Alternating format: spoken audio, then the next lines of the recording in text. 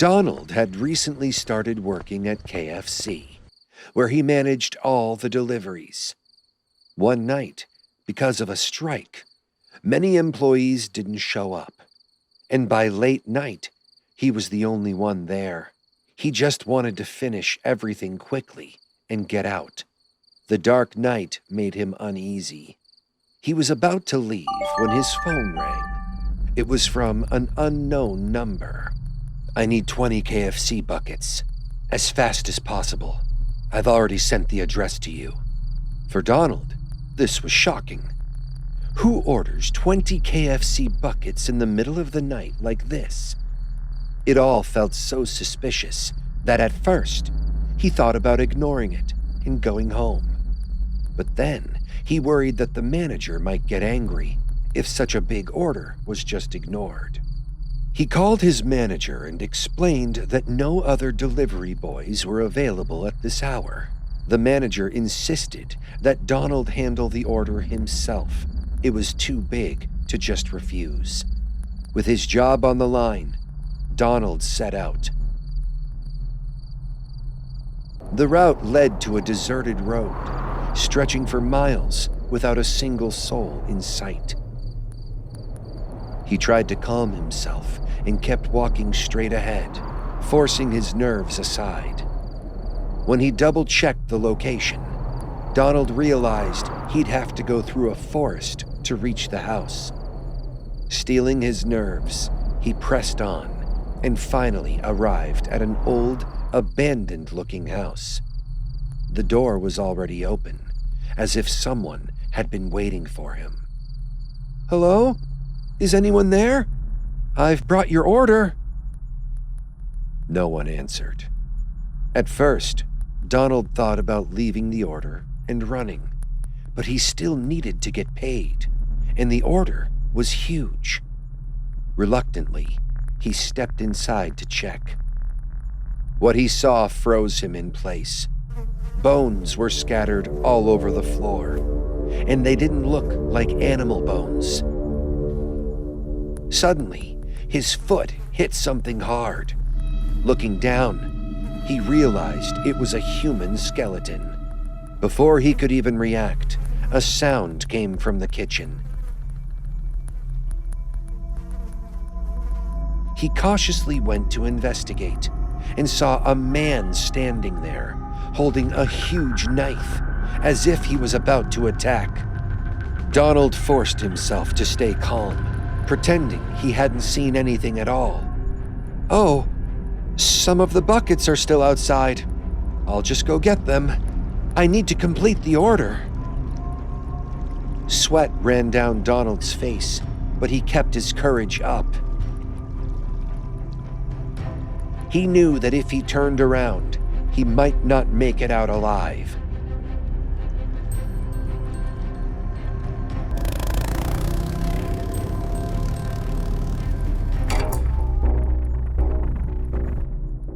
When he finally reached his house, he received a message. "Ha ha ha ha! April Fool! Did you like my prank?" 3 days later, Donald was casually watching the news when he suddenly saw that same house on TV and learned that the man had been arrested. The police said he was a psychopathic killer who lured people to his home under false pretenses and hunted them down. Inside the house, they had discovered the bones of many victims, people whose families were still searching for them. The police also mentioned that the man had repeatedly asked about a delivery boy, the one who had gone to deliver a few buckets and never returned.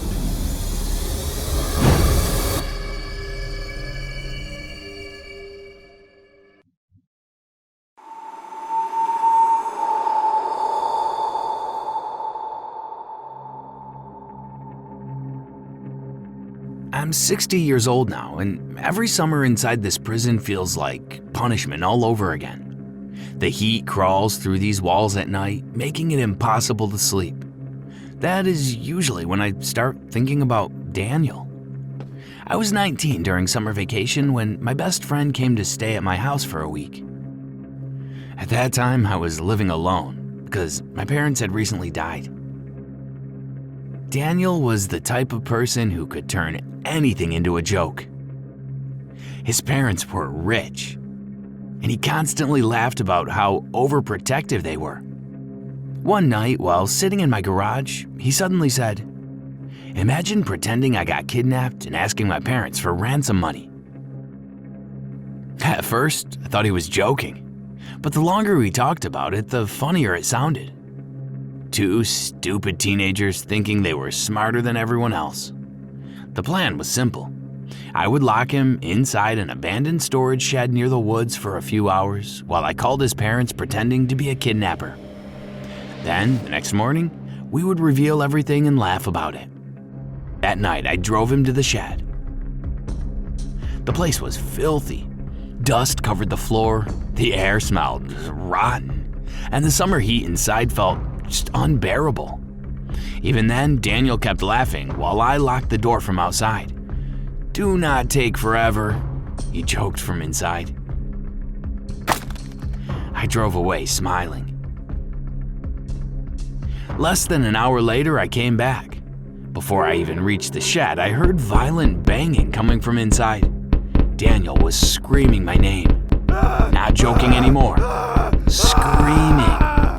The moment I unlocked the door, he collapsed onto the floor, gasping for air. His face looked pale. His body trembled violently, and his hands clawed at his chest like he was trying to pull air into his lungs. I froze completely, and then I remembered something he had casually mentioned months earlier: his asthma. I ran to the car in a panic, throwing papers, clothes, throwing empty bottles onto the road while searching desperately for his inhaler. My hands shook so badly I could barely hold anything. But when I finally returned to the shed, Daniel was not moving anymore. He was gone. The police later checked nearby security cameras. They saw me locking him inside. They heard him screaming my name before he died. In court, they called it kidnapping and involuntary manslaughter. I have spent 40 years inside this prison because of one stupid prank. And even now, during hot summer nights, I still wake up hearing Daniel banging on that door and begging me to let him out. However, deep down, I no longer believe asthma was the real reason behind this death. Over the years, I heard too many disturbing stories about that old storage room from people who lived nearby. Some said that anyone who spent the night there always came out terrified, and I believe he was not alone that day. Because just before Daniel died, he kept staring toward the darkest corner of the room.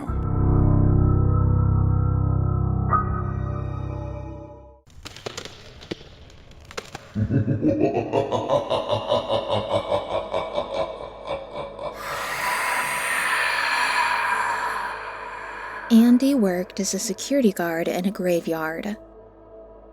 He was a heart patient and terrified of places like this, but since he couldn't find any other job, he was forced to work there. He had requested the management to never put him on night shifts, which is why his friend Jack handled the duty at night. But he had no idea where fate was about to take him. It was a cold December night when he suddenly received a call from Jack. Andy was confused. Why would Jack call him during his shift? But his confusion quickly turned into fear when Jack told him that Andy would have to come to the graveyard for a while at this hour of the night. The thought of that terrifying night in the graveyard made Andy freeze even more. He was just about to refuse when Jack explained that his mother had been in an accident and was in critical condition at the hospital. Jack said he was waiting for Andy at the graveyard so he could leave for a little while to see his mother. Under normal circumstances, Andy would never agree. But he was a kind-hearted person, and he simply couldn't bring himself to say no. The graveyard was within walking distance from his house, but every single step felt heavier than the last. It was as if he was walking straight into the jaws of death. The empty road, the thought of standing alone among the dead, everything felt unbearably frightening.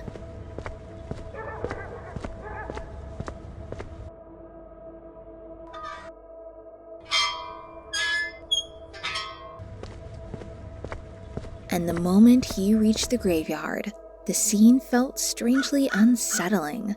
In daylight with people around, this place never looked this terrifying. But now it felt different. Darker, heavier, almost alive in its silence.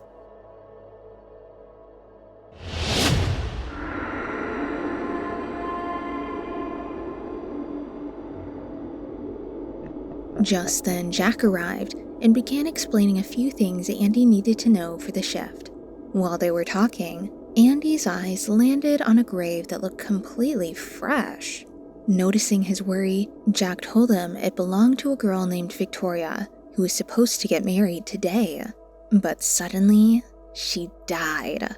And no one knew whether it was a natural death or a murder.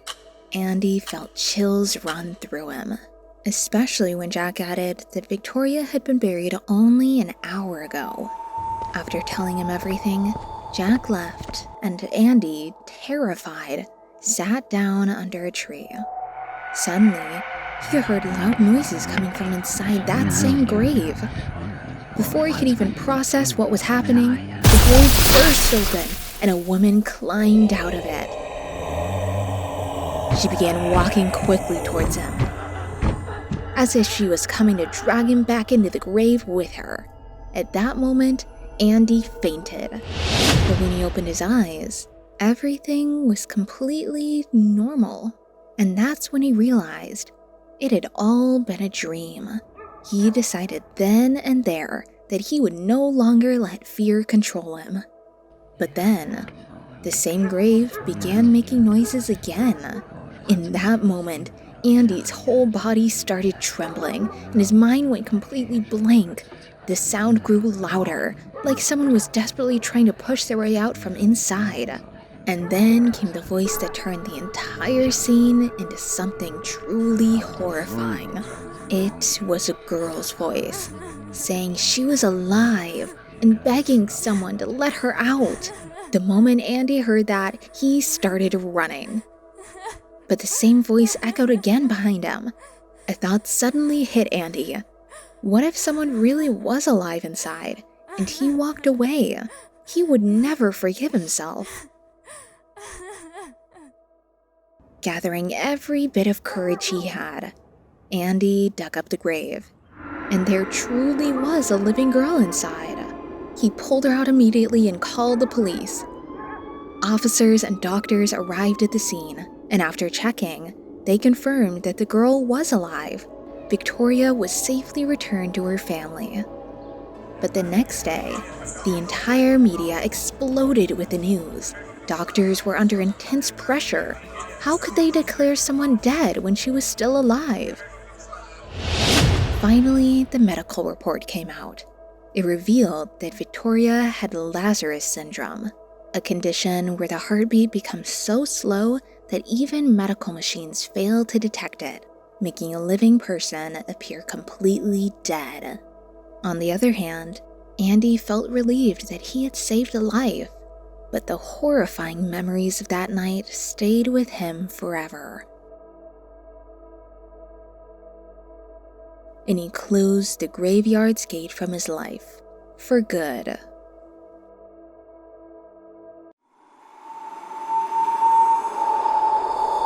Last Father's Day, my father and I planned to go on a picnic together. The place we chose was far from our home, in a quiet area where we could spend some time away from the noise of the world. I was very excited, but unexpectedly, our car broke down on the way. My father tried everything he could, but the car would not start. He told me there was a mechanic nearby and that he would go get him. Since we could not leave the car unattended, I stayed behind and waited. I was terrified, but there was no other option. A few minutes later, an elderly woman walked past me. She looked very sick and weak. She said her house was only a short distance away and asked if I could help her get there because she was having trouble walking. I explained that my father had gone to get a mechanic and would be back soon. Suddenly, the woman collapsed.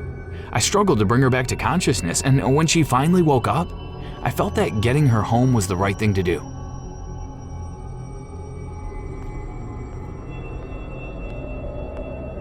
She barely managed to make it to her house. But the moment I stepped inside, my blood ran cold. There were bones everywhere. They didn't look like animal bones. For a moment, I thought about running away immediately. But before I could move, the woman removed her mask. She was not an old woman at all. She was a young woman, probably around 20 years old. Her job was to lure people to the house. She murdered them and made money by selling their bodies. I quietly hid and listened as she spoke on the phone.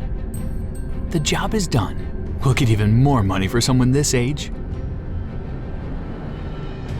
I immediately realized she was talking about me. We're going to be rich today. There's no profit in selling old bodies. I'll kill her with the big knife and then we'll send her out in a coffin. After that, the woman tied me up and left the room. This one should work. It's very sharp. Last time it took a lot of effort to kill that woman. Then she slowly started walking toward me with the knife. Every fiber of my being screamed for me to run. Suddenly the door opened. Heavy footsteps echoed through the house as a man walked inside. He looked at me and froze. For several seconds, he could not move. It was my father. He was part of the gang. And on that night, the victim they had chosen was his own daughter. The shock completely destroyed my mind. He lost his sanity and was later admitted to a mental hospital where he remains to this day. But I will never forget that horrifying night, or the moment I heard my own father talking about selling his own daughter's dead body.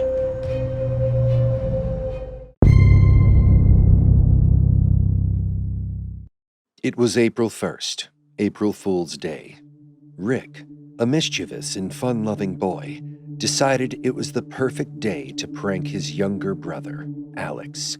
He teamed up with their sister, Rachel, and devised a plan to terrify Alex by claiming that Hazel had returned. Hazel was a 50-year-old woman who had worked in their home. After their parents passed away, she had raised the children as her own. But one day, she mysteriously disappeared. 20 days later, her burnt body was delivered to their house. To this day, no one knows what truly happened to her. Hazel had been dead for 5 years, and today, Rick planned to scare Alex using her name. He sent a message to Alex from a new number. "How are you, dear Alex?" Alex, curious, asked who it was. Rick used Hazel's name. The moment Alex heard it, he froze. But trying to stay calm, he asked, "Who is Hazel?" Rick replied, "The same one who died 5 years ago, and now she's back." Then the message came again.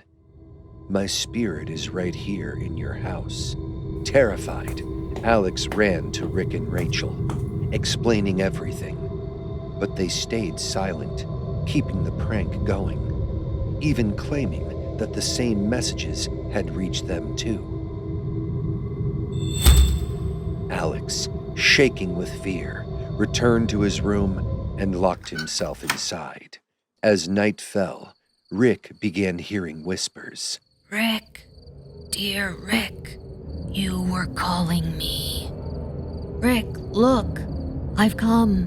Rick brushed it off, assuming it was his imagination. But then, something happened that no nightmare could have prepared him for.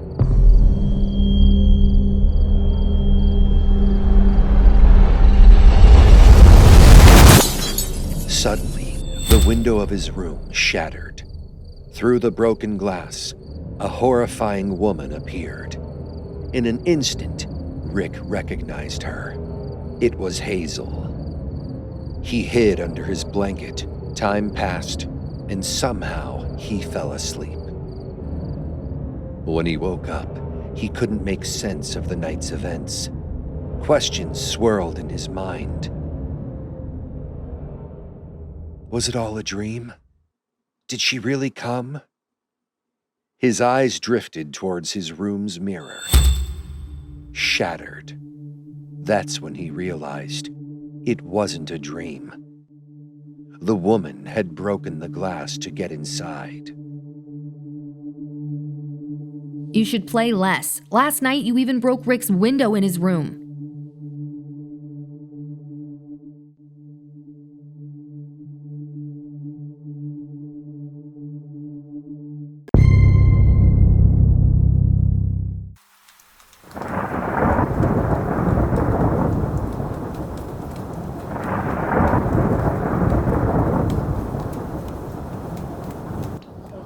It was Friday night when we decided to watch a nun horror movie. My sister Hazel had picked it after seeing people talk about it online. She insisted we try it, saying it looked different from the usual horror films. We were sitting on the couch with some snacks, the room dim except for the glow of the TV. We started the movie together. She even laughed a few times at the small jump scares, the kind that aren't really scary, just sudden. Nothing felt unusual at first, but after a while, she went quiet. She stopped reacting the way she had earlier. She just stared at the screen. I thought she was simply focused, so I didn't say anything. When the movie ended, I stood up and stretched. I expected her to say something like we usually do after watching movies, but she didn't. She just got up and went to her room without speaking. She completely ignored me. I assumed she was just tired. That night, around 2:30 a.m., I woke up feeling thirsty and went downstairs to get some water.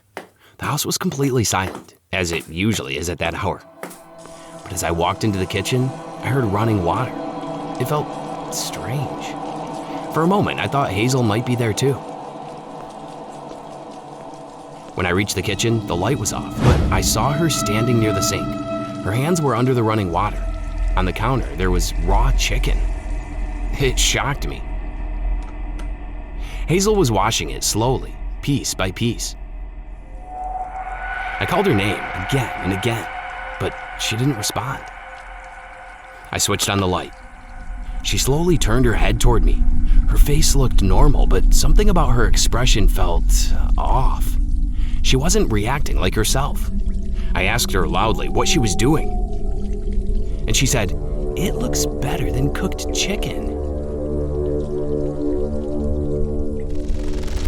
I told her to stop and go back to sleep like I usually would. She didn't respond properly. She just stood there and then started laughing softly. It sent a strange fear through me. It didn't feel normal at all. I got uncomfortable and quickly went back upstairs. I locked my door just to feel safe. After some time, I heard footsteps coming up the stairs. They stopped right outside my room. Then I heard her voice. "Are you awake?" I didn't answer, even though I wanted to. After a pause, she said, "That nun is still behind us." Then everything went quiet.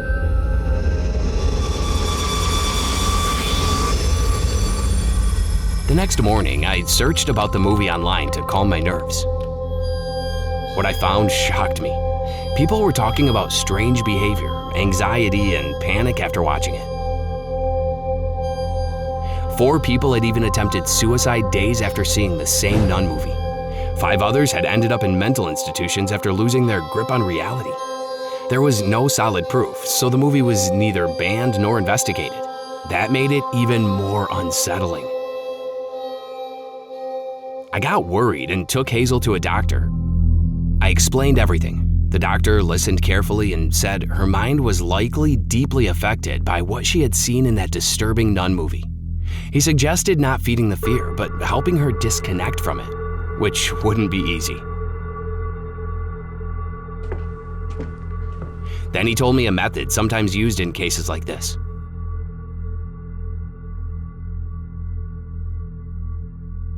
That night, I set up the movie again. I was surprised when Hazel agreed to sit with me without arguing. But when the nun appeared on screen, her breathing changed. Her expression shifted. She was staring again, just like before. At that moment, I broke the screen. The sound cut off instantly. The room fell silent. She sat down and started crying like a child. Then she looked at me confused and said, "Why am I wearing this?" She was wearing a nun outfit. I don't know when she put it on. After that, she slowly returned to normal over time. But sometimes at night, she still wakes up suddenly, stares at the broken TV screen for a while, and then goes back to sleep.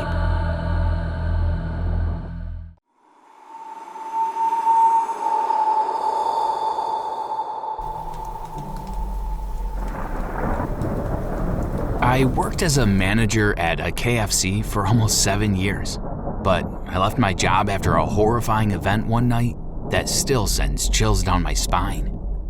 During my time there, I dealt with all kinds of employees, but I still remember Daniel because of his unpredictable behavior. He was quiet, polite, and always showed up on time. The only problem was that he kept disappearing during his delivery shifts. Customers constantly complained that their food never arrived.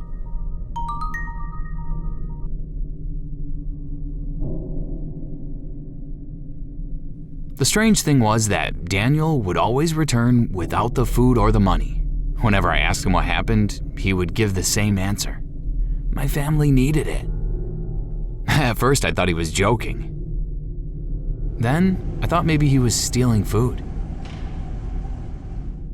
Either way, I warned him several times. Eventually, I told him that if it happened again, he would be fired. A few days later, something terrible happened.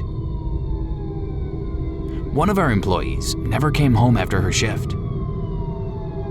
The next morning, her body was found inside the kitchen. The police said she had been attacked with something sharp. The entire restaurant was shaken. Less than a week later, another person was found dead. This time, it was our regular customer. Again, there was a massive amount of blood at the scene. The police couldn't find a suspect. Customers were scared. Employees were quitting. And meanwhile, complaints about missing deliveries continued. Every single complaint involved Daniel. I finally decided to follow him. One rainy night, I watched him leave the restaurant carrying several bags of food. Instead of heading toward the customer's address, he walked down an old road on the edge of town. Eventually, he stopped in front of a rotting, abandoned house hidden behind dead trees. A single light flickered inside. My heart began pounding. Daniel stepped through the front door and disappeared inside. I carefully moved closer and looked through a broken window. Then I heard him speaking. "Hey, how are you? I finally managed to bring another burger for you." For a few seconds, there was silence. Then I heard another voice, an older man's voice. "Thank you, but where's my red sauce?" "Here you go, Dad." The word "dad" sent a chill down my spine. His father had been murdered only a month earlier near our restaurant while eating a burger. I ran back to my car and barely slept that night. Every time I closed my eyes, I kept hearing that second voice. I kept telling myself there had to be another person inside the house. There had to be. The next evening, I returned. This time, I waited until Daniel entered the house. Then I quietly approached the front door and peeked inside. What I saw nearly made me scream. Daniel was completely alone. There was nobody else in the room. No father, no old man, no one. Yet Daniel sat at a dusty table, nodding his head as if someone was speaking directly to him. He carefully removed a burger from a delivery bag and placed it on the table. Then he pulled out something else, a plastic bag. It was filled with dark red blood. The smell hit me instantly. Daniel gently placed the bag beside the burger and smiled. "Here you go, Dad. Your favorite red sauce." Then he ripped the bag open. Blood poured across the burger and dripped onto the floor. Daniel stared at the empty chair across from him. He laughed. He nodded. Then he picked up the blood-soaked burger and began eating it himself while continuing a conversation with someone who wasn't there.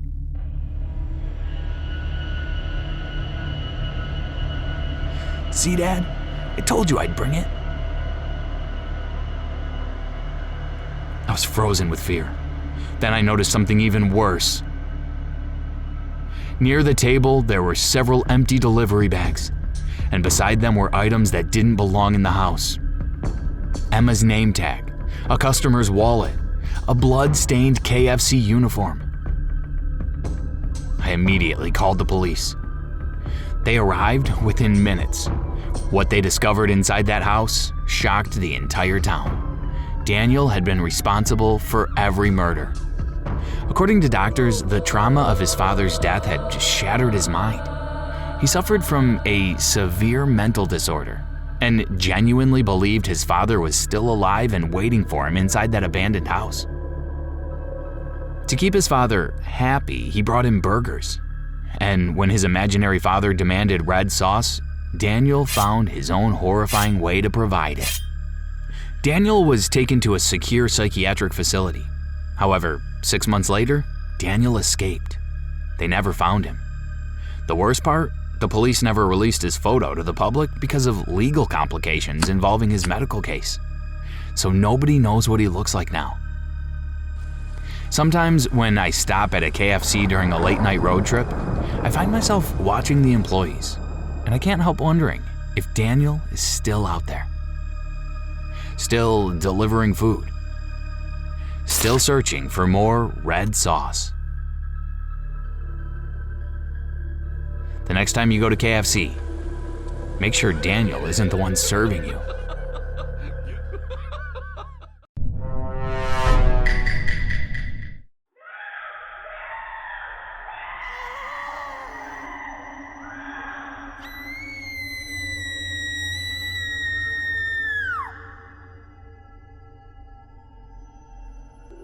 Anna here. I've always loved murder mystery games. But nothing could have prepared me for the nightmare that unfolded that winter. During winter break, all my cousins and I had gathered at our grandfather's house for some quality time, enjoying the cozy warmth of the old house. Amid the laughter and teasing, as we shared stories and joked around, one of my cousins introduced a new game, Among Us. For fans of murder mysteries, it's fascinating. The game takes place on a spaceship, where some players are crewmates completing tasks, while others are imposters, secretly trying to kill them. No one knows who the imposters are, so suspicion hangs over everyone. At the end of each round, the group votes, and if the imposters aren't caught, they win. Hearing about murder and investigation got me super excited. After that, we ended up playing the game for hours every day. Even when everyone else had gone to sleep, I'd stay up late, joining random players online. Then came the night before we all had to go back home. We decided to play all night. We could all see these usernames on the screen, but we didn't tell each other which username belonged to which cousin. It meant that even when the imposter was revealed at the end of the game, we wouldn't know which person in the room had actually been the killer. That made the suspicion and the mystery even more intense. The game was going well, but the imposter still hadn't managed to kill anyone. Slowly, everyone started teasing them. Who's this scaredy cat who can't even kill anyone? Looks like the imposter might just get themselves killed. Everyone was looking around, trying to catch the imposter in the act. But everyone seemed completely normal. In the end, the imposter lost, and we all laughed at them even more.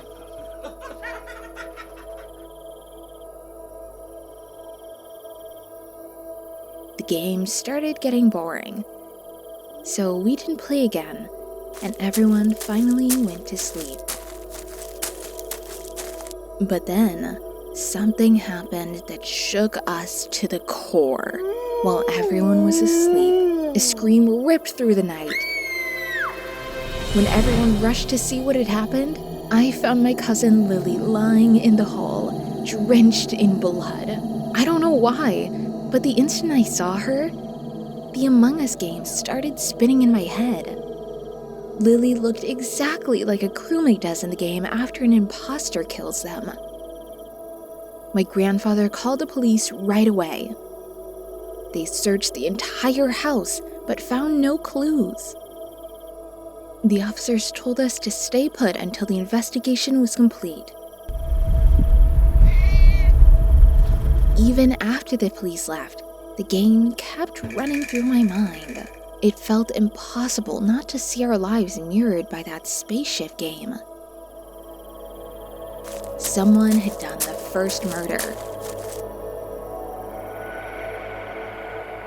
And now a real-life investigation was underway. I decided then and there that this time, the imposter would not get away. I would find them. Before I could even wrap my head around what had happened, the next morning we found another cousin dead in the kitchen, just like Lily. Now, it was just me and my cousin William left. A chill ran down my spine. I couldn't handle it anymore. I just wanted to get out of that house as fast as possible. But what happened that night was beyond terrifying. The police came back to the house, and I panicked, thinking something might have happened to my cousin William. But William was standing right there with them. That's when the officer looked at me and said the words that froze my breath. The killer's name is Anna. I just stood there, numb. Me? The imposter? Before I could say anything, they handcuffed me. I was being arrested for 2 murders. William said that ever since the first murder, he had started suspecting me. Then he found a clue that proved his suspicion was right. He remembered the imposter's username from the game. When he took my phone and opened Among Us, he saw that my username was exactly the same. That's when he realized the real imposter was me. The police also found more evidence in my phone and room, which confirmed that I was a killer. And the reason behind all this was my illness. It was game-induced psychosis. I had played the game so much that it got stuck in my mind. I didn't even realize when I stopped playing Among Us and became the real-life imposter myself. Lily had teased me the most during the game, and so She became my first target.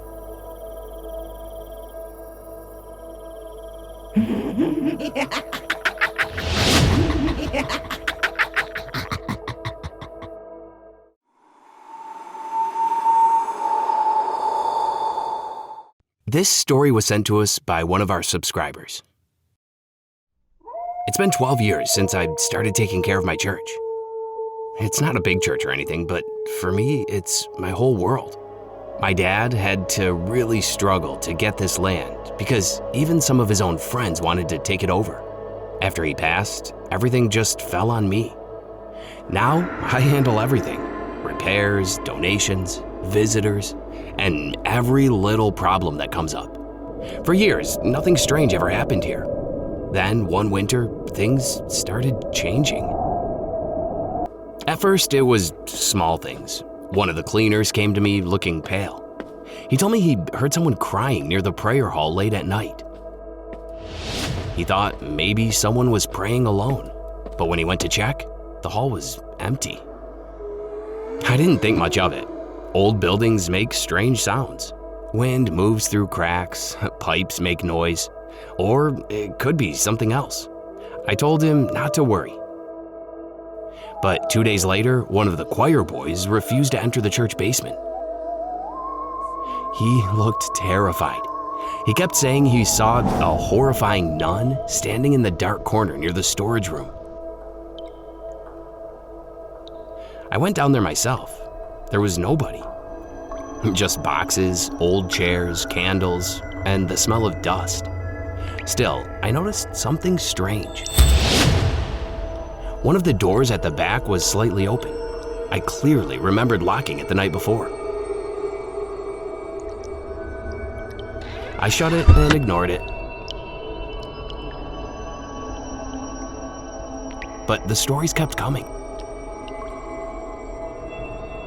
A woman said she heard soft crying during prayer. An old man claimed he saw a shadow walking across the church walls even though nobody was standing there. One little girl started screaming, pointing toward the balcony and saying a strange nun was staring at her. People started whispering. Soon, everyone had the same story: a ghost. Some said it was a dead nun from years ago. Others said the church was cursed. Attendance began dropping. Donations became less. One night I decided to stay in the church alone. I turned off most of the lights and sat near the main hall with only a small lamp beside me. Midnight passed quietly. Then I heard it, crying. Soft at first, then clearer. A woman crying somewhere upstairs. My whole body went cold. I searched every room, but found nothing. Then I heard the sound of footsteps running above me, moving fast. Like someone was trying to escape. I ran toward the balcony. As soon as I reached the top, I caught a shadow moving behind one of the curtains. I rushed forward and pulled it aside. Nobody, but there was something on the floor. My heart dropped. I picked it up, pressed it, and the same crying filled the air. I stood there in complete silence. Then I heard movement behind me. I turned and saw someone trying to run. I chased them through the hallway, down the back stairs, and into one of the storage rooms. When I turned on the light, I froze. Standing in front of me was a woman dressed in church clothing, her face covered. I pulled the cloth away. She was the nun who had joined our church a month earlier. I was sure the strange events had only started after she arrived. The police came later, and the truth came out. She was the daughter of my father's friend who had once fought with my father over ownership of the land where the church was built. Her father believed the property should have been his. After he died, she decided to finish what he had started. She was using hidden speakers, masks, and shadows to scare people. Her plan was simple: make people believe the church was haunted, destroy its reputation, and in the end, take control of the place with her family. I still run that church today, but even now, whenever I lock the doors at night, I remember how close I came to believing in ghosts.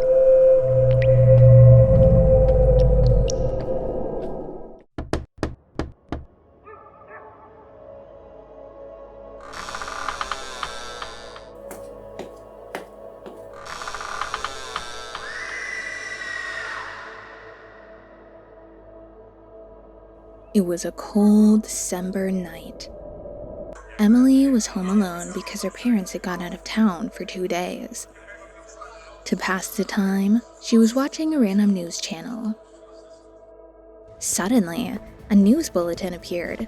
A psycho killer was roaming the city, breaking into homes and attacking people. The news warned everyone to keep their doors and windows locked and not to let strangers inside.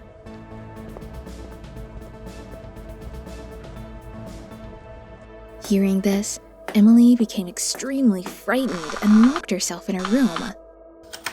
But she couldn't shake the feeling that someone was already inside the house with her. As she approached her closet, she felt as if someone was trying to pull her inside.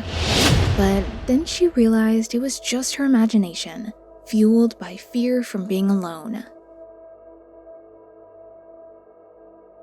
And then, at that very moment, the doorbell rang.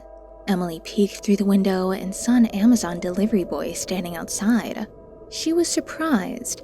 At this hour, Amazon rarely delivers anything.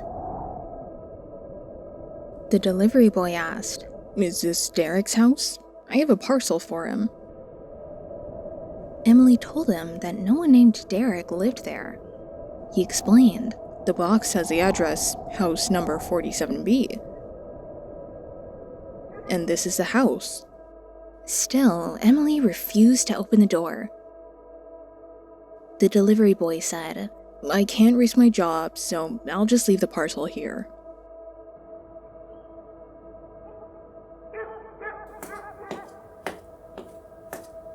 Suspense hung in the air as Emily opened the door to pick up the parcel.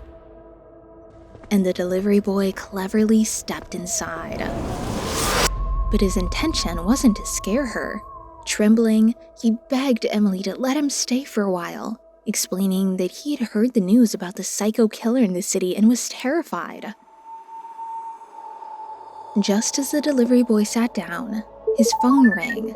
He stepped aside to answer the call, and Emily quietly began checking his bag, terrified that he might be the killer carrying some hidden weapon. And yes, Emily's suspicion was right. Inside the bag, she found a hammer. The sight of it sent chills down her spine. At that very moment, the delivery boy returned and caught her going through his things. As he stepped closer, Emily's heartbeat pounded in her ears. But then something unexpected happened. The delivery boy handed her the hammer and said softly, "I kept this for self-defense, but I think you need it more than I do." Before she could process his words, the doorbell rang again. When Emily asked who it was, a man replied, "I'm Derek. I accidentally gave the wrong address. My parcel was delivered there by mistake." But the moment Emily opened the door, Derek lunged at her. He attacked her brutally because he wasn't just some customer. He was the killer. Within minutes, he murdered both Emily and the delivery boy and hid their bodies inside the house. Then he walked out calmly with his parcel, so that anyone watching would assume he had only come to pick up a misplaced package. This was Derek's signature method of killing. He would request late-night deliveries to the houses of his chosen victims. When the parcel arrived, the victim's attention would naturally shift to the delivery, and Derek would seize that moment to slip inside and strike.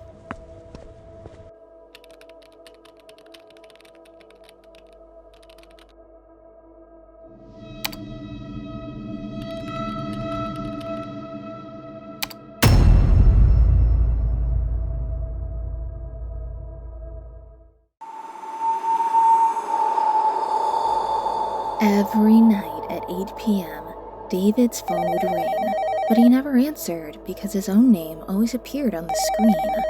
He thought it must be some kind of error. However, that day, his doubt turned into fear when he finally picked up the call. The voice on the other side shocked him. It was his own voice. The caller said, "I am David too, and I know everything about you. You can't ignore me anymore." Hearing this, David immediately hung up the call. He thought that maybe someone was playing a prank on him. But this was 2010, long before AI was not common. Recording someone's voice was difficult, and contacting them at exactly the right time was even harder. David had bought that phone with great effort, saving his salary, and ever since he had been receiving these strange calls. Because of his job, David lived all alone in a flat far from his family. That's why even small things would scare him. His life wasn't easy in other ways either. His boss was very angry and often scolded him over minor things. On top of that, his neighbors were very strange and would bother him on the street for no reason. On top of everything, David had a terrifying childhood, which left a permanent fear inside him. He had always been a very quiet and gentle boy, so everyone used to tease him. He was even very afraid of his own brother. One day, his brother almost pushed him off the roof. So David pushed back to protect himself. At that moment, his brother fell and died. Since then, David began seeing himself as a killer. To cope with his guilt, he went to a psychologist named Cynthia. Cynthia explained to him that whatever had happened was not David's fault. He needed to let go of the incident from his heart so he could become mentally strong. She told him that he also had to appear strong in front of others and speak up for himself when needed. The next day, when his neighbors started bothering him, David responded very rudely, which made them furious. They warned him that he couldn't stay there any longer and had to leave by the end of the week, or they would take actions he couldn't even imagine. As soon as David reached home, he received a call from his company saying that he had been fired. That night, he could barely sleep, and the next day he felt restless and uneasy. He couldn't bear everything that was happening to him anymore. Finally, he decided he would leave the city for good. Just as he was about to go, his phone rang. He checked the time, and it was exactly 8 p.m. David became even more terrified inside, but he still answered the call. The caller told him, "If you hadn't ignored me yesterday, none of this would have happened to you. Instead of listening to that psychologist, you should have just listened to me. Your life could have become much better." Hearing this, David was shocked. He had never told anyone that he was seeing a psychologist because he wanted to keep his mental condition a secret. But now he had no idea how this caller knew. David realized he could no longer ignore the caller. The caller continued, saying that if David continued to listen and talk to him, his life would improve greatly. Then the caller told David a few things that truly changed his life. The next morning, David went to his neighbors and showed them a recording of their behavior from the previous day. He explained that the society had cameras everywhere, and everything they had done was recorded. He also said he was going to give the footage to the police. Hearing this, the neighbors panicked. They apologized to him and quickly ran away. Then he went to his boss and told him that his partners had been deceiving him. He explained that they had scammed several companies before and presented all the evidence to support his claim. Hearing this, The boss realized his mistake and decided to rehire David. Now David was very happy. He spent the whole day waiting for 8 p.m. Finally, the call came. The caller said, "You've already seen the result of listening to me." He even talked about the incident with David's brother. But David clearly remembered that he had never told the caller anything about his brother. The only person who knew was Cynthia.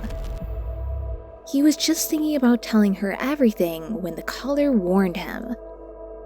"If you ever reveal the secret of these 8 p.m. calls to anyone, I'll make your life very difficult." That night, David had extremely frightening dreams.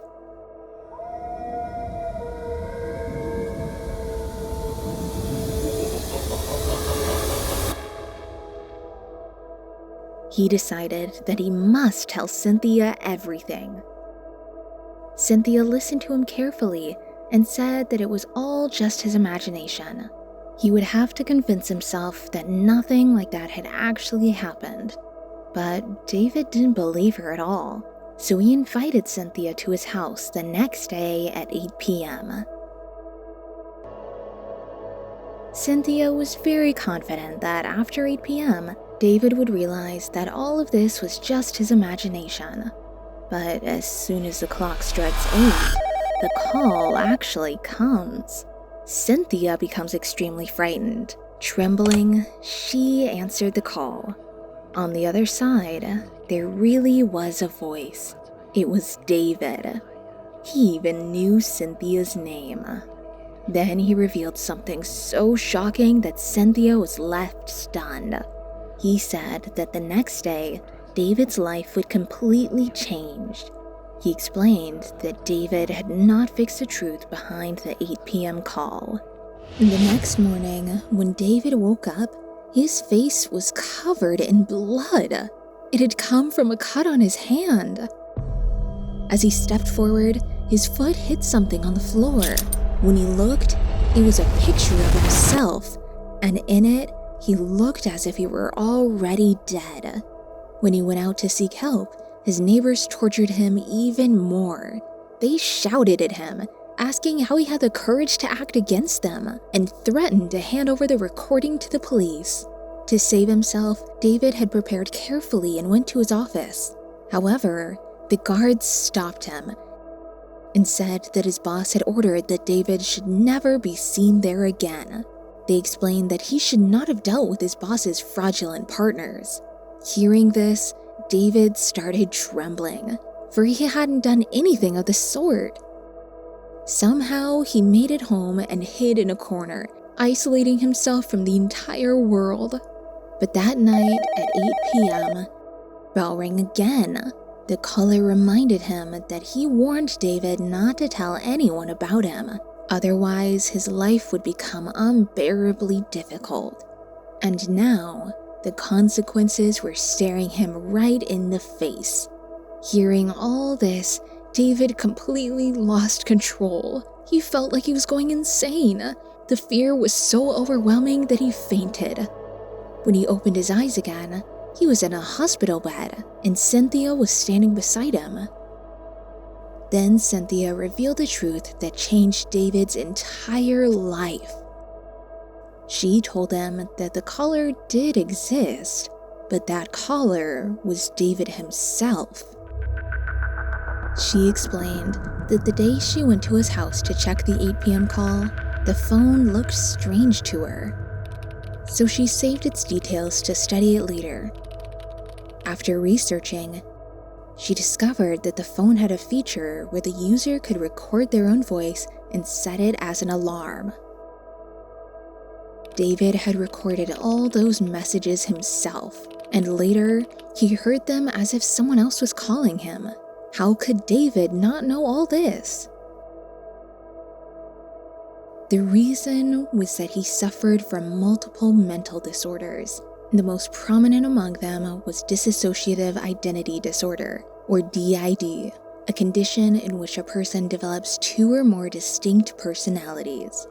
David had 2 personalities. one innocent and the other sharp-minded. In normal life, most of his actions were carried out by the innocent personality, while the sharp-minded personality only appeared during the calls, guiding him effectively. When he had picked up the phone, the shopkeeper had explained a special feature of the device, but David hadn't paid attention at the time. Still, the information had lodged itself in its subconscious mind. When David revealed the secret of the call to Cynthia, his mind became even more confused. Listening to the neighbors' recordings, discovering his boss's conspiracies, seeing blood and pictures, these were all things his sharp-minded personality had done. Yet, later, David had no memory of any of it. Then Cynthia revealed a secret to David that shook him to his core. She told him that David had never had a brother. His mother had also confirmed that she had always had only one son. Since childhood, David had mental health issues, which is why he had imagined having a brother. And all this time, he had been obsessing over a crime that he had never actually committed.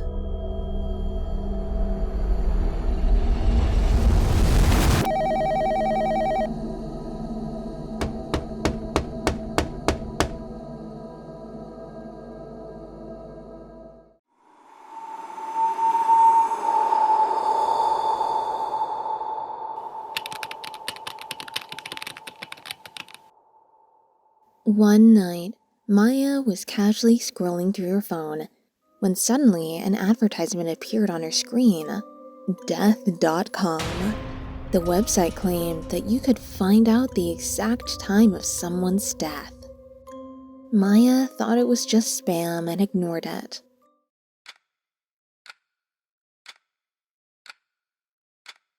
The next morning, the same ad appeared again. But this time, the names of people that had already been searched on the website were also being shown. At the very top of the list, the name of a celebrity, Anna John, was displayed. Maya felt like it was probably just some new marketing trick, so she brushed the thought aside and let it go. But 3 days later, the news broke that Anna John had been found dead in her room, and even the doctors weren't able to determine the cause of her death. That was when Maya remembered seeing that very name in the ad for Death.com.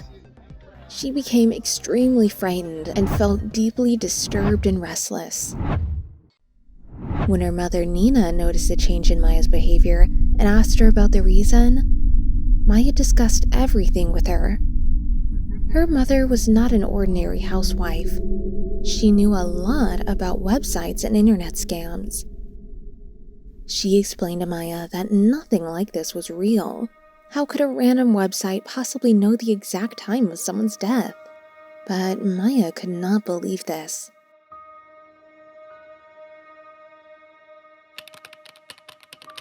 To further convince her, her mother searched her own name on the website and showed it to Maya.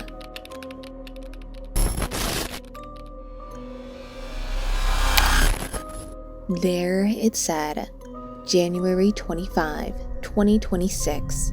Seeing this, Maya was filled with terror. There were only 3 days left until that date. This step only intensified Maya's fear. She found herself unable to sleep at night. Finally, the day arrived. All day, only one thought kept spinning in Maya's mind. My mother's name is on Death.com, and now the time is coming. She didn't go to her office. Instead, she stayed with her mother the entire day. Yet every sound, every passing minute filled her with terror. While sitting with her mother for lunch, she suddenly dozed off because she hadn't slept all night due to tension. At that very moment, her mother received a call and went to her room. A few minutes later, as soon as Maya opened her eyes, she immediately started searching for her mother, her heart pounding violently in fear. She went into her mother's room. Seeing her mother sleeping peacefully, she felt a sense of relief. But her mother remained like that for several hours. Worried, Maya called the doctor. The doctor told her that her mother had actually passed away 2 hours ago, and the reason for her death could not be determined yet. Hearing this, Maya fainted from shock and only came fully to her senses 2 days later. There, her friend Sarah came to meet her. Maya told her the whole story. Sarah was a hacker, and she had cared for Maya like her own sister, and she knew that this situation was not right for her. She had known about this website before, but now she decided that no matter what, she would make sure justice was served for her friend. She started her research from the website's official page. To find out the time of your death, we will need the following details: your name, your date of birth, your parents' names, your mobile number, who do you live with at home, at what time are you usually at home. But these were not just normal details. Sarah wanted to know how exactly they were doing all this, and that was when she noticed something truly shocking. We do not know the time of death. We only tell you. The time of death is already written somewhere. We simply find it. Then Sarah visited different platforms and started reading people's reviews. I thought this website was a scam, but it predicted my sister's death exactly right. I wish I had taken it seriously and spent her final moments with her properly. In our area, a woman died recently, and I had seen her name in the search list earlier. This website is completely accurate. I wish I had found this website earlier. Now we will know everything in advance. This website has told me about my death. My death will happen on December 20, 2025, due to a heart attack. Seeing these comments, Sarah was completely stunned. It was February 10. She immediately traced this user and found out that the person actually already died, and their death really happened due to a heart attack. She didn't know exactly what she was doing anymore, but now she felt she had to do this. It felt like this was something she was meant to do. Finally, she searched her own name on the website.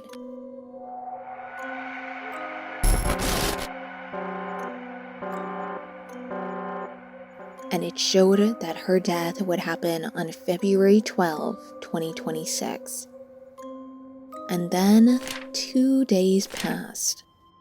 And Sarah, she's standing right in front of you because she is alive. She is breathing. Sarah picked up her phone and opened death.com again, but it did not load. The screen stayed blank for a few seconds. Then a red warning flashed. No access.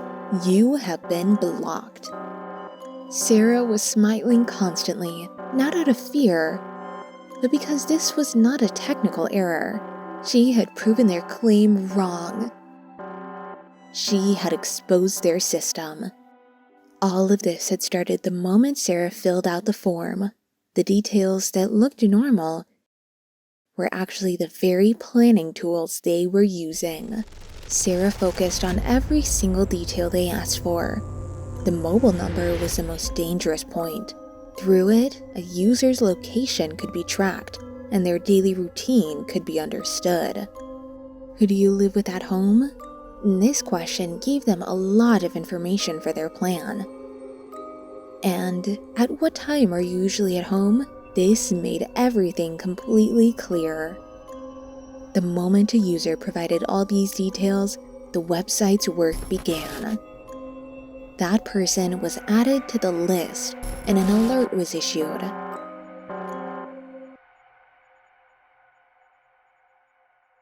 The victim was given a neurotoxin through injection. A neurotoxin is a poisonous substance that directly affects the human brain. The signals that traveled from the brain to the body got blocked. And finally, the person died. Even the cause of death could not be identified. And the strangest part was that under its effect, the person slowly started to relax. It felt as if they were sleeping peacefully, while the time of their death kept getting closer. And Sarah, she had entered all the details incorrectly, and in the end, nothing happened to her at all. When Sarah, along with the police, reviewed the footage from Maya's house, they saw that on January 2025, a delivery boy had come to their home and, using some excuse, had entered the house. The police then went to the homes of the other users whose deaths had occurred as well. When they checked the CCTV footage, they were left shocked. The same man would enter the houses, sometimes pretending to be a delivery boy, sometimes an electrician, and sometimes a cleaner, and would carry out his task. When the police traced the IP addresses, they found that many of their reviews were written from fake accounts. The website owners themselves had written them. Some reviews were real, but only from people who had already died. And that review, "My death will happen on December 20, 2025 due to a heart attack," that man had already died that day. But his comment was posted later. While posting this comment, the website owners made a mistake. They even mentioned the cause of death, even though there was nothing like this on the website. They never told anyone what the cause of death would be. And it was because of this very thing that Sarah's suspicion about the reviews had grown. She couldn't reach the owners of the website, but she did manage to bring the truth to people. After learning all this, Maya feels a deep sense of relief. She decides that now she will forget everything and move forward with her life. At that very moment, a notification appears on her phone. Seeing it, she is completely stunned. The message was from her mother. "I am alive, my daughter." The moment she sees this, she hears the sounds of footsteps. She turns around and sees her mother standing right behind her. She says that she was never dead at all. Hearing this, Maya was completely stunned. She said in a trembling voice, "Then what about the delivery boy, the chemical?" Sarah had already explained everything clearly. Her mother said that the doctor and the delivery boy were part of her own team. She had never taken any chemical at all. She wanted to show the world that she was dead. But why? Because she herself had been the mastermind behind death.com.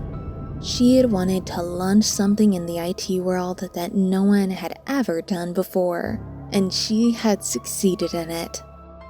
But gradually, negative news about this website started to spread, and Sarah was already working with the police to uncover this scam. Before the police could reach Nina, she had staged her own death so that people would believe she was a victim. And because Maya now knew everything, her own mother locked her in the basement of the house so that the truth would never be revealed.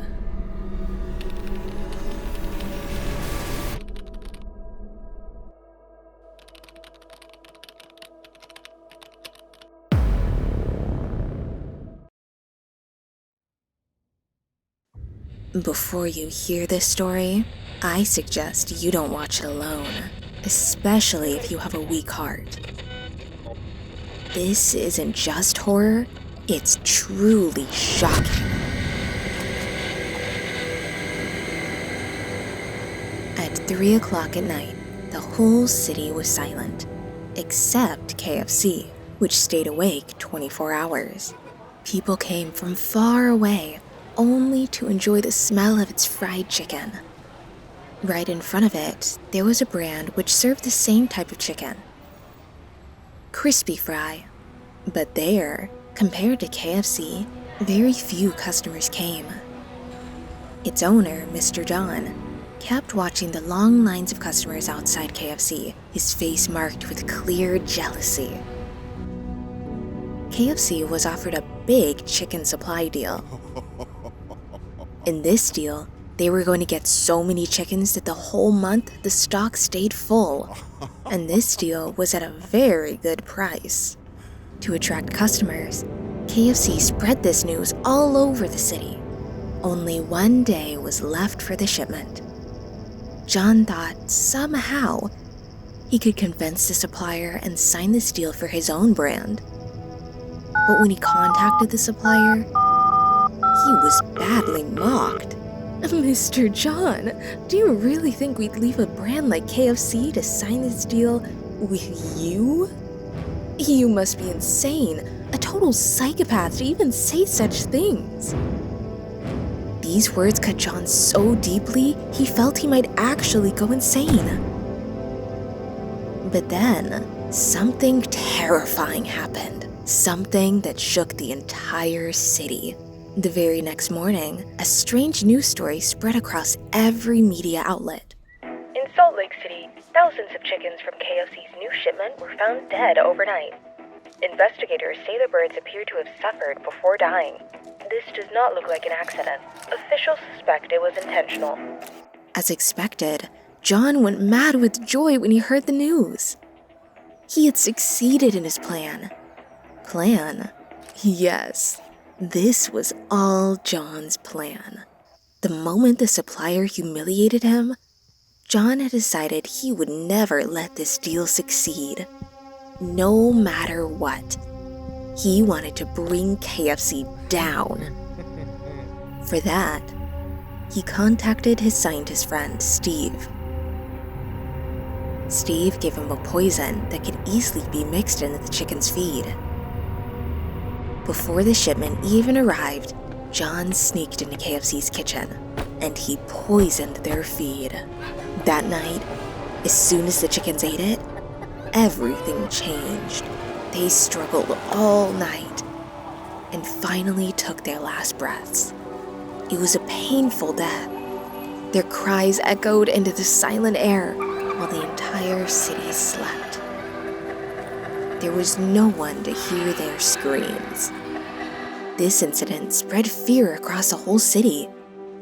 Some even began to suspect maybe KFC had done this before. An investigation was launched. Police started digging into every detail. And during this time, John's informant told him the police suspected the deaths were caused by a chemical. That's why, by tomorrow morning, they planned to seal KFC's kitchen. Hearing this, John was shaken to the core. He felt the police were closing in. They already knew something had happened in the kitchen, and that a chemical was involved. Though John was confident he'd done everything carefully, a fear grew inside him. What if they found something in that kitchen that could expose him? So he made up his mind. That night, he would go back and check everything himself. As night fell, John put on the uniform of KFC night cleaner. And with full confidence, he walked right inside so no one would suspect him. He was terrified, but still he had courage. As he moved toward the kitchen, he felt someone was following him. But when he turned around, no one was there. Suddenly, he heard the sound of someone crying. He tried to calm himself, telling his mind it was only an illusion, but the sound grew louder, closer. As he reached the source of the cries, he saw someone weeping in the dark. Nervously, he reached out and shook the man, but the figure didn't move. When John touched him again, the man slowly turned around. And when John saw his face, his blood ran cold. It was John himself. Seeing that face, it was as if the ground vanished beneath his feet.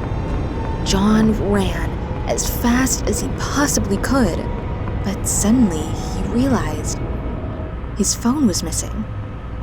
He remembered it must have slipped from his hand while running. He was terrified, but leaving his phone behind was an even greater risk. He went back. This time, everything looked normal. No sounds, no crying. To calm himself down, John decided to wash his face.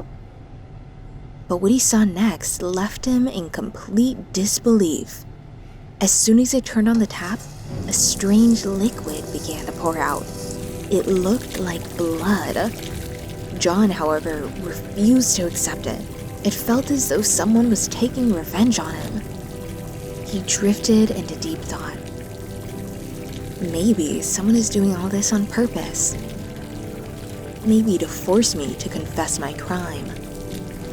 But that will never happen. John finally reached home, but the terrifying face he had seen and that blood from the tap still haunted his mind. Disturbed and restless, he called Steve and told him everything in detail. Steve tried to calm him down, explaining that it was most likely a guilt-induced hallucination. He said that when extreme stress, lack of sleep, and guilt overstimulate the brain's visual and emotional centers, the mind can blur the line between imagination and reality, making fear feel so vivid it seems to appear right before one's eyes.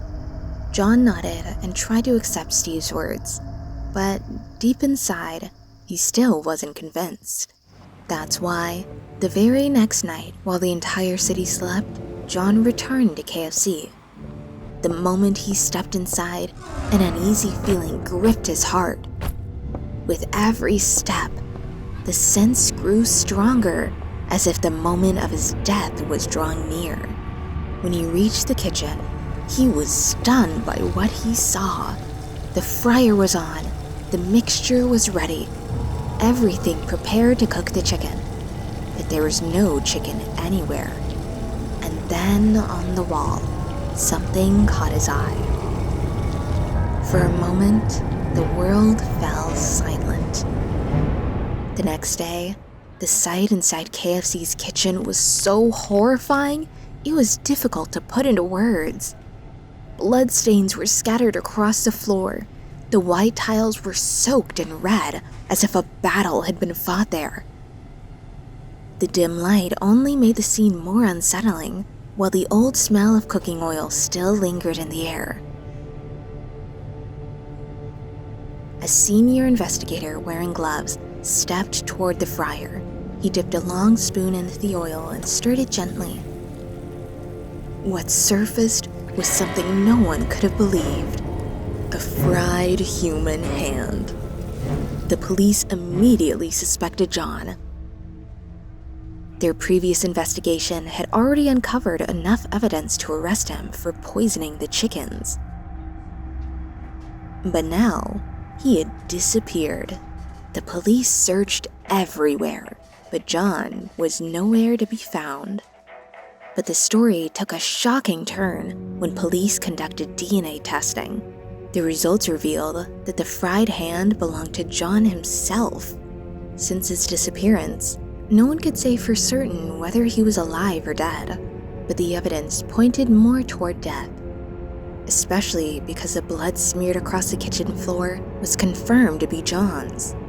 But then came the bigger question: who did all this?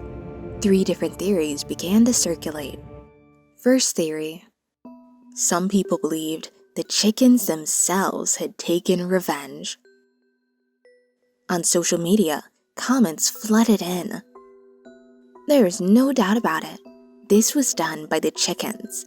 After the way John killed them so mercilessly, they had to take revenge. But many strongly opposed this idea, dismissing it as completely illogical.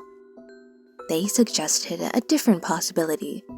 Second theory: certain business tycoons claimed it was KFC's owner who took revenge. After all, John had tarnished his brand's name. I think KFC's owner secretly did this. He's clever enough. He could do anything to protect his brand. And then there was the most chilling theory of all. Third theory, John himself had done it. Some claimed they had seen him act in ways only a psychopath could. Definitely, John went insane from guilt. He punished himself, maybe intentionally, maybe not. But others questioned. I don't believe it. If John really did this, then where did he go? The city is still living in fear. For years, the investigation dragged on, but no solid evidence was ever found. Only theories. And even today, the case remains open. So, what do you think? Do you have your own theory? Or do you agree with one of these?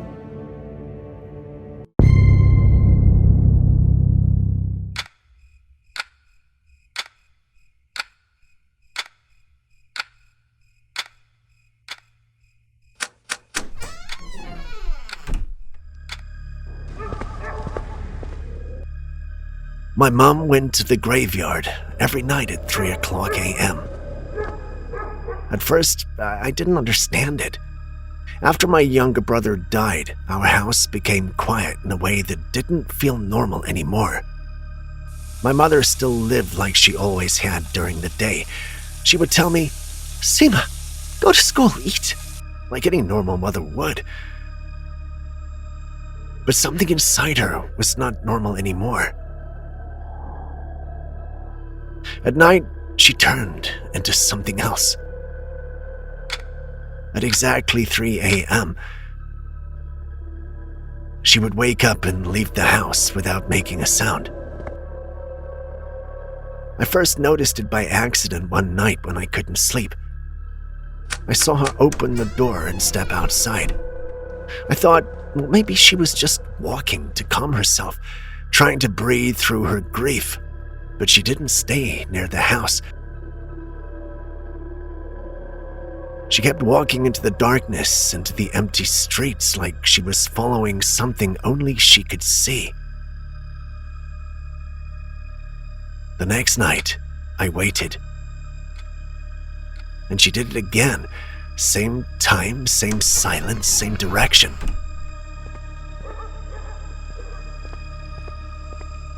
On the third night, I followed her. I stayed behind her at a distance, careful not to make any sound. The town was asleep and everything felt frozen in place. She never turned back, not even once. It was like she already knew the path by heart.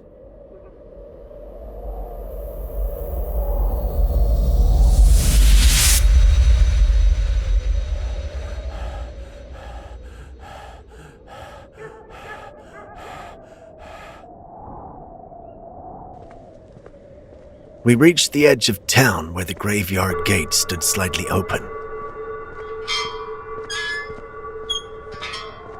She walked inside. My heart started beating faster, but I still followed her in. Inside, the air felt heavier, and the graves looked like dark shadows scattered across the ground.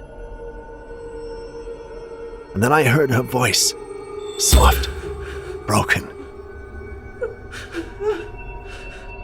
I stopped behind a tree and watched. She was kneeling in front of my brother's grave.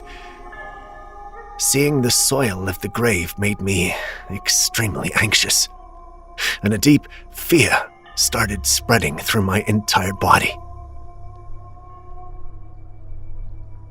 Her hand rested gently on the ground like she was touching him through it.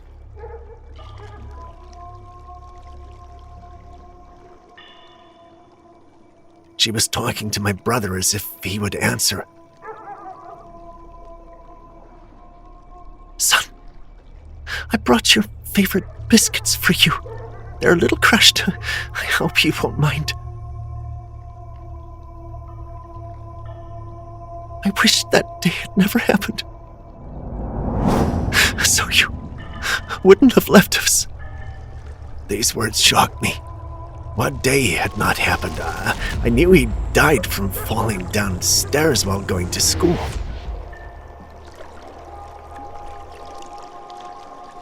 My mom, who didn't know I was standing behind her, went on. If you had not argued that day, if I'd not slapped you, if your head hadn't hit the wall, you wouldn't have died. I was shocked. I felt my whole body freeze. In that moment, I accidentally made a sound, and my mom turned around, and she knew I'd discovered her darkest secret. She looked at me for a long time without saying anything, slowly coming closer and closer to me.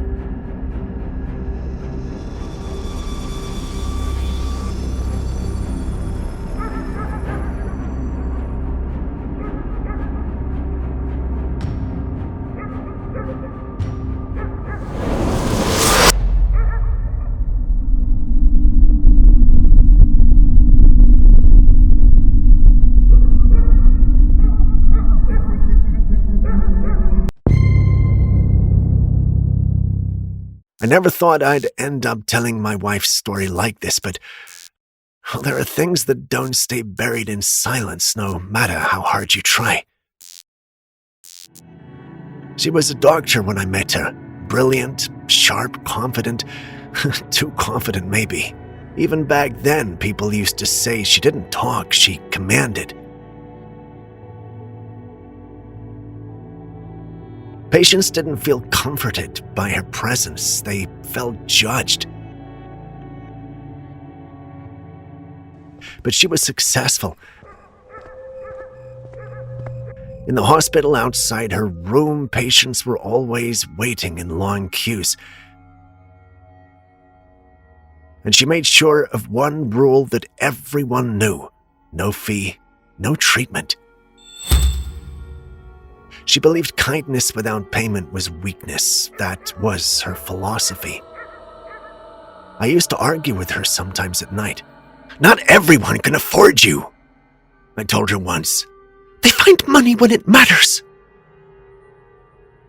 She replied without even looking at me. That was her. Cold, efficient, always calculating. At first I convinced myself it was just professionalism. But slowly I started noticing how she looked at people, not as patients, but as transactions. If someone begged, she became even more rigid. If someone cried, she grew impatient.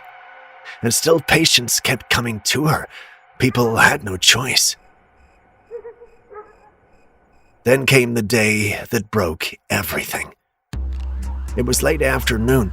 A child had been brought in after a road accident. There was blood on the street, panic everywhere. People rushed him into the hospital, shouting for help. I was at the hospital at the time. The boy was barely breathing. I stepped forward instantly. "I'll pay," I said, reaching into my pocket. But she stopped me before my hand even reached my wallet. "No fee, no treatment," she said flatly. There was silence after that. The people around us pleaded, their voices breaking. Someone said they would arrange the money. Someone else ran out immediately. The child's breathing grew weaker with every passing second. My wife didn't move. She just stood there like time didn't matter. "Bring the money, then I'll treat him." Minutes passed like hours. The crowd scattered in desperation, collecting cash from shops, homes, strangers, anything they could. I remember the sound of footsteps running back and forth, coins clinking, voices shouting amounts. When they finally gathered enough, they handed it to her with shaking hands. Only then did she move. She prepared for surgery immediately. Her hands were steady again, her face unchanged, as if nothing in the world had shifted. I stood outside the operating room, something heavy growing in my chest that I couldn't explain. And then it happened, a scream from inside. not from the child, from her. I ran in. She was frozen, staring down at the operating table. The instrument slipped from her hands and hit the floor with a metallic crash. The room felt suddenly too small, too suffocating. The child on the table was her son, our son. I still remembered the sound she made, not words, not even a... I was 15 when I left. I told myself it was because we had no money. Dad was gone.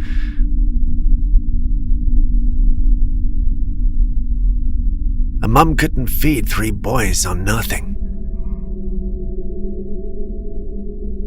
That was the lie I chose. The truth was simpler and uglier. I was scared of her.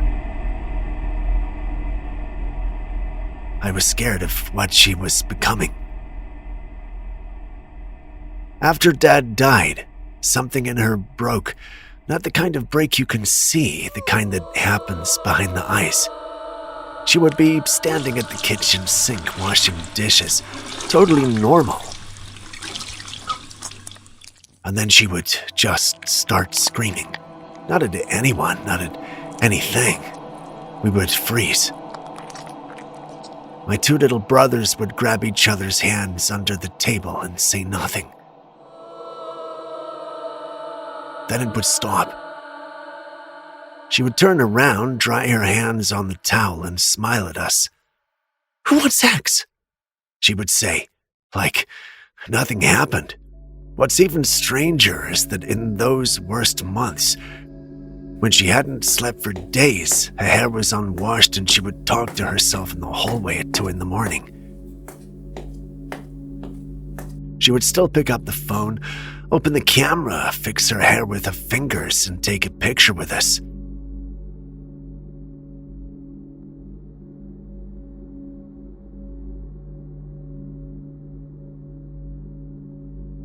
Smiling, soft eyes, the perfect mother.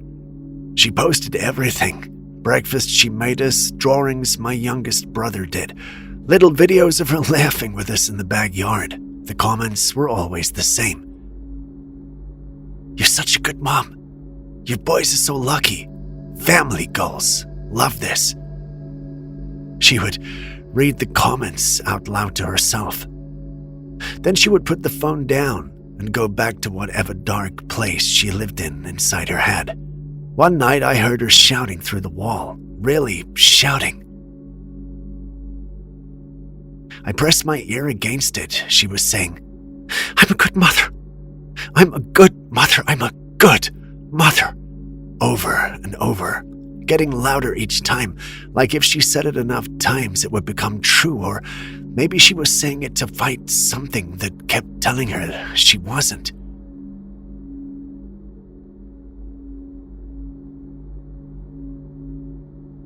I left 2 weeks after that night. I packed while they were sleeping. I told myself my brothers were young enough that they needed her more than they needed me. I told myself she was their mother, and a mother would never hurt her own children.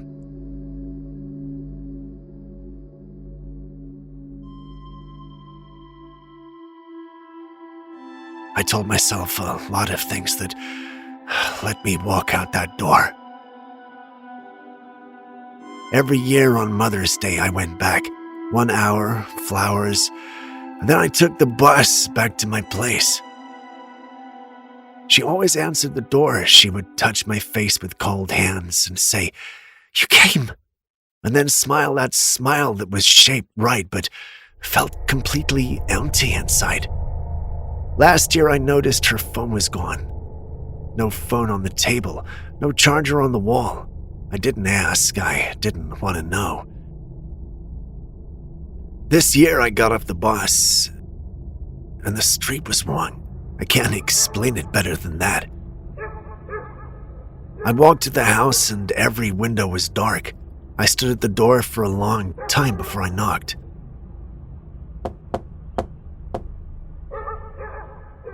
No answer. I pushed, and the door opened. The smell came out at me first.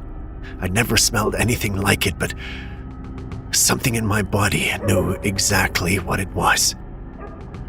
My legs stopped working right. I had to hold the wall. I found the switch. The light came on.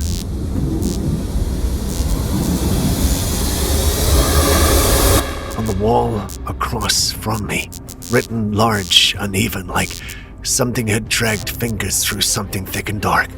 A handwriting. I recognized her handwriting.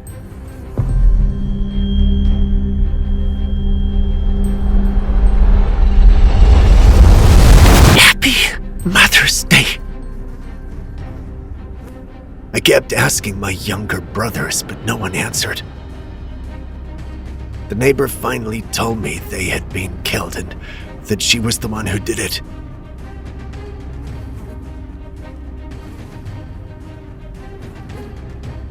When the police came,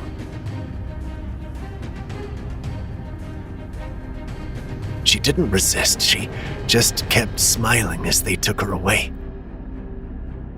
The story was inspired by a horrifying incident involving a woman named Tiffany Lucas. Tiffany Lucas from Kentucky, USA, gained national attention in 2023 after a tragic criminal case involving her two young sons. The case shocked the local community and drew widespread attention due to its severity and the stark contrast between her public image and the allegations against her. Before the incident, Lucas had a social media presence where she reportedly shared posts that portrayed her as a loving and devoted mother. She sometimes posted photos and updates about her children, presenting an image of normal family life. These posts have been widely discussed in the context of the case as people try to understand the gap between her online persona and the tragic events that followed. During my school days, I didn't really have many friends. And honestly, school felt like the worst place in the world for me. Every single day felt heavy. The other kids in my class, they'd laugh at me, tease me for no reason, and bully me again and again. I tried my best to ignore them, but some days when everything became too much to handle. Then one day, they crossed all limits. They surrounded me, kept mocking me, and I couldn't hold back my tears anymore. I ran out of school crying, not even caring who saw me. Near the school gate, I noticed someone sitting quietly under a tree. It was a nun. When she called me closer, I stopped for a moment. I thought maybe she would also say something negative about me. But that wasn't what happened. She looked at me with so much kindness. I sat beside her, without even thinking too much. I told her everything. She gave me the best advice of my life. She said, "People who hurt others are often the ones who are broken inside." I don't know why, but her words stayed with me. After that day, I started meeting her under that same tree after school, and we would have long, comfortable conversations together for hours. Slowly, my life started to change. I stopped reacting to the bullies. I stopped crying. For the first time, I felt strong and confident inside.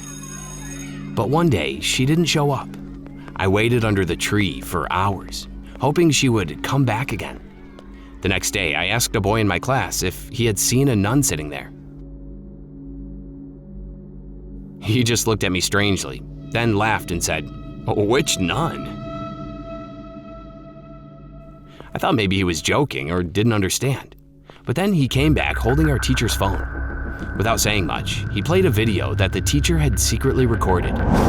In the video, it was me sitting alone under the tree, talking to myself. It had been recorded just 2 days earlier, even though I clearly remember talking to the nun as if she were really there. The boy explained that people had been whispering about me, that these days I would sit under the tree and talk to myself. I was completely shocked, and I couldn't understand what was happening. That day, I fell into deep confusion, my mind struggling to make sense of it all. After that, I never saw her again. Now, every night, she comes into my dreams, and I wake up terrified. I keep wondering what really happened, because the nun I trusted was never found again.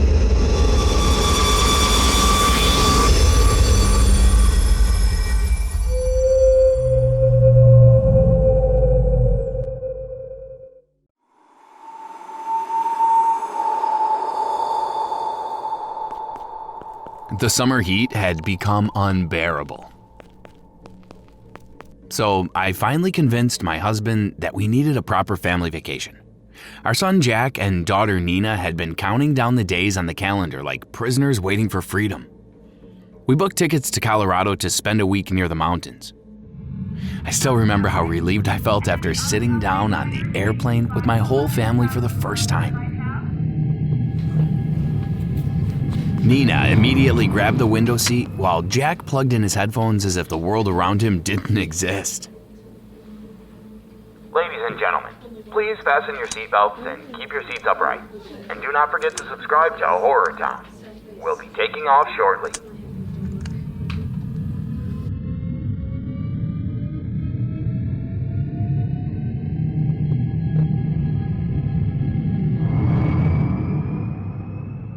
About 30 minutes after takeoff, a strange woman sat beside me. Her hair was messy and her eyes looked tired, almost as if she hadn't slept for days. At first, I thought she simply wanted casual conversation, but the moment she leaned closer, I felt that something was off. Do not react. There's a psycho killer on the airplane. For a second, I thought she was joking, but the woman continued speaking in a calm voice. I am a detective. We've been tracking him for weeks. They change identities constantly. I just need help observing people. The words sent chills down my spine. I looked at my husband, but he was helping Nina with her juice and had no idea what was happening beside me. The woman showed me what looked like an ID card very quickly before putting it away again. I barely got a chance to read anything properly, but in that moment, my brain was already jumping to conclusions. She asked me if I had noticed anyone acting strangely. At first, I didn't want to get involved. I had my kids with me. But then I thought, what if there really was a killer on board? What if helping this woman could save lives? My heart was beating so loudly that it felt like a drum inside my chest. I quietly pointed toward a man sitting a few rows ahead. I told her about the guy who had been nervous since takeoff. He kept checking his watch. The detective nodded seriously and wrote something inside a small notebook. Then my husband noticed our conversation and asked what was happening. Before I could speak, the woman smiled politely and introduced herself as Detective Emma. She told me that there was a dangerous criminal on board, but said there was no reason to panic. Hearing those words almost made panic impossible to avoid. Soon, all of us started observing passengers.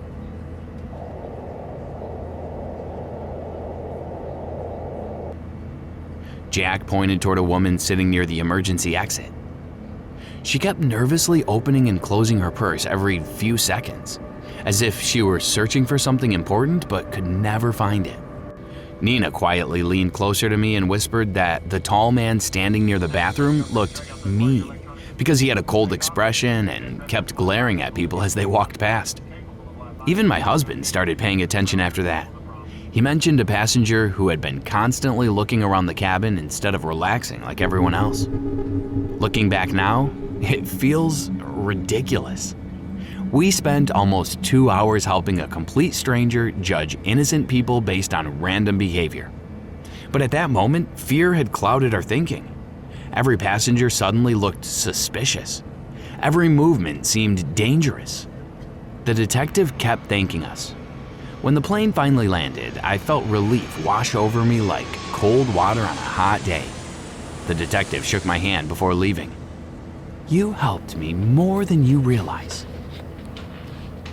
Then she disappeared into the crowd. Nina kept asking if the killer had been arrested. Jack acted brave. While waiting for our luggage, my husband suddenly froze while staring at his phone. His face lost all color. He slowly turned the screen toward me. There was a breaking news alert. Police searching for a psycho killer last seen at the Horror Town airport. Below the headline was a photo. It was her, the same woman from the airplane, the same woman who claimed to be a detective. According to the article, the real police had been searching for her across several states. Witnesses said she often approached families in public places, pretending to be trustworthy in order to gather information and avoid suspicion. My hands turned ice cold when I realized something horrifying. We had not been helping catch the killer. We had been helping the killer study everyone around her so she could choose the person who best fit her motive. And worst of all, we had trusted her without a second thought, simply because she looked calm while everyone else looked scared. According to the police, she often travels on planes and quietly chooses one person on every flight. Nobody notices anything unusual until it's already too late. But the most terrifying part was that, even after all these years, nobody had been able to figure out how she selected her victims. And this time, the selected victim was this woman.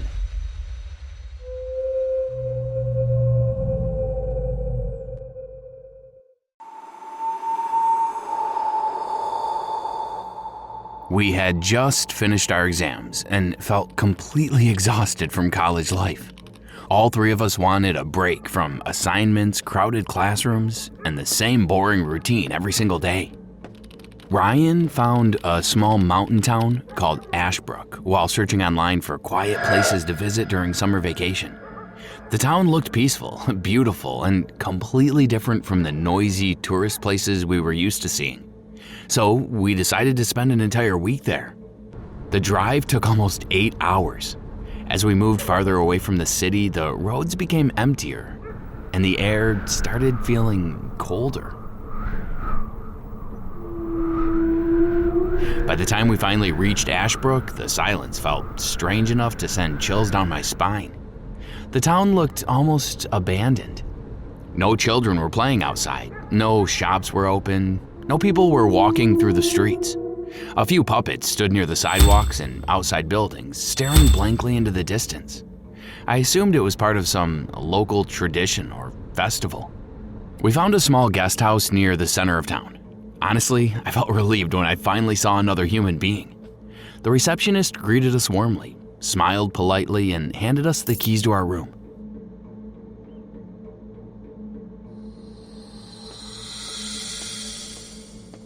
That evening, we walked around Ashbrook. But no matter where we went, we still didn't see a single resident outside. The entire place remained silent, like a town frozen in time. Strangely, I liked that feeling. For a long time, I had wanted to escape the endless traffic, the crowded streets, and constant noise of city life. Ashbrook felt like a place completely cut off from the rest of the world. That night, I suddenly woke up because of a strange sound coming from outside. Ryan was already awake and standing near the window, staring into the street below. Sam walked over a few seconds later, still half asleep. When we looked outside, all three of us immediately felt terrified. A large group of people was slowly moving through the street, carrying candles. In the middle of the crowd, several men carried a coffin. I tried to look inside the coffin, but before I could fully understand what I was seeing, Sam spoke. "There's a dead body inside the coffin, covered in blood." The dead man looked familiar. Then I suddenly remembered where I had seen him before. He was the traveler we had met earlier at the gas station. He had mentioned that he was also heading toward Ashbrook. Before we could process what was happening, one of the townspeople suddenly looked directly toward our window. Ryan quickly closed the curtains while Sam began panicking. Oddly enough, I remained calm during the entire situation. A little while later, I quietly left the guest house and disappeared for several hours without telling my friends where I was going.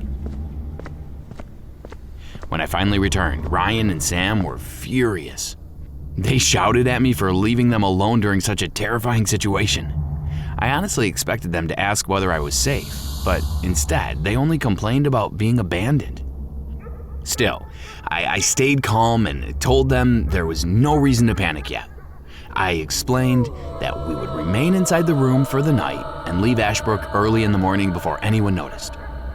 However, when morning finally arrived, Sam was gone. At first, Ryan and I thought he might have wandered outside by himself. We spent the entire day searching every street, every forest trail, every corner of the town, but Sam had completely disappeared. That night, we heard the same sounds again. This time, Ryan and I slowly looked through the window with fear already building inside us. And then we saw him. Sam was lying inside the coffin. Neither of us could believe what we were seeing. We completely broke down. It felt as though the walls around us were closing in tighter every second.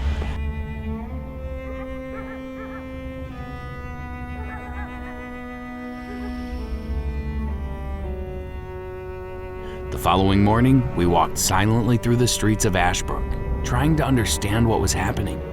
That was when we saw something that made our blood run cold.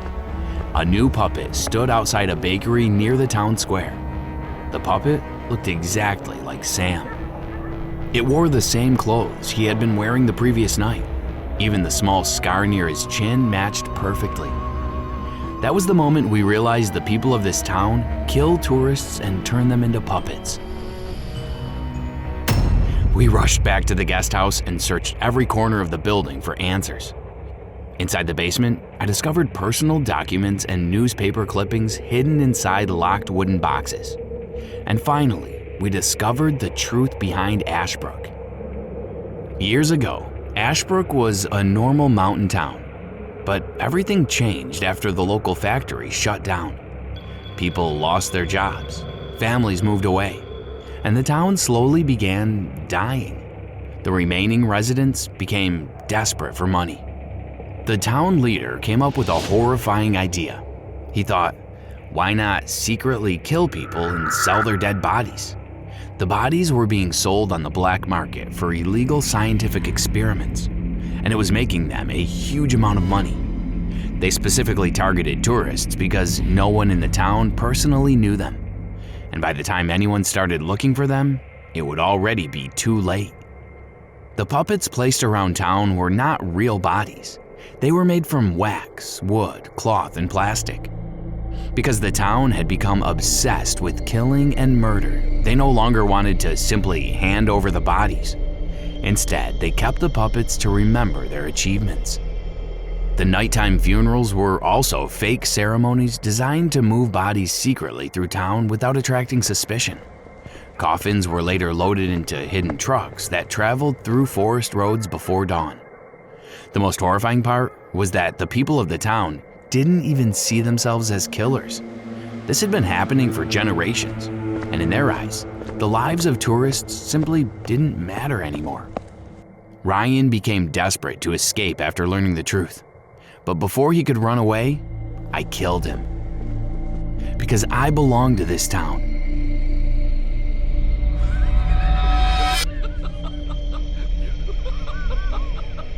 Years before I ever met Ryan and Sam in college, my grandfather used to tell me stories about Ashbrook. He said our family once lived there many years ago. As a child, I believed those stories were meaningless fairy tales meant to scare me. But after arriving in Ashbrook, every memory slowly returned to me. The puppets, the empty streets, the rituals during the night. Everything matched my grandfather's stories perfectly. That was the real reason I disappeared for several hours earlier that night. Late that night, while Ryan and Sam were asleep, I quietly left the guest house and walked toward the nearby forest. The townspeople were already waiting for me inside. They welcomed me warmly, almost like a family member finally returning home after many years away. An old man stepped forward and told me that my grandfather had once helped protect Ashbrook. Because of that, they promised they would not kill me. But there was one condition. I had to prove my loyalty to the town. I had to kill both of my friends and hand over their bodies to the townspeople. And I did exactly what they asked. Now, whenever new visitors arrive in Ashbrook, I stand near the entrance of the guest house and greet them warmly before handing them the room keys. Just like someone once welcomed us. And now, for the first time in my life, I finally understand my real purpose here. But even today, those two puppets scare me to death. It always feels like they could attack me at any moment.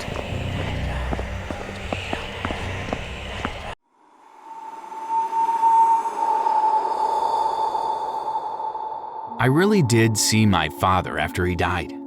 Everything started on Father's Day when I was only 13 years old. My mother had passed away years earlier, so my dad was all I had in the world. On Father's Day, I asked him if he could come home early from work. He smiled, patted my head, and promised he would try. Behind his back, I spent days planning a surprise. I imagined how happy he would be when he saw everything waiting for him. To pass the time, I turned on the television and started watching the news. A breaking news report suddenly interrupted the program. There had been a massive fire at the factory where my father worked. The reporter said several employees had died inside. The room began spinning around me. The next thing I knew, I woke up in a hospital bed. My uncle was sitting beside me. Before he even opened his mouth, I already knew. My father was gone. But there was something strange about the whole situation. They never found my father's body. All they gave us was his wallet and a pair of shoes recovered from the factory. The investigator claimed the fire had been so intense that his body had been completely destroyed. Thinking about those words sends chills through my body.